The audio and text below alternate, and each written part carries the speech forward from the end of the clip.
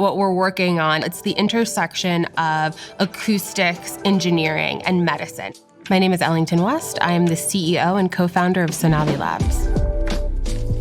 My father, Jim West, best known for his invention of the electret microphone, developed this incredible technology at the lab at Hopkins.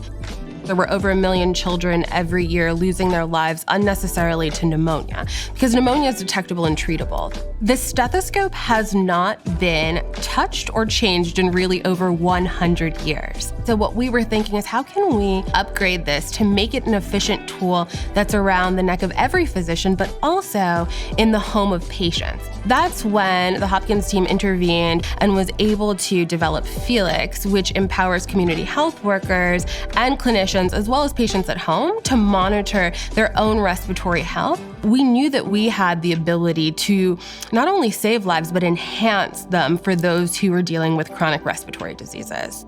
We want Maryland to set the tone of what happens when the greatest universities and the greatest doctors come together and are supported to really be on the front line and transform the way that medicine is practiced.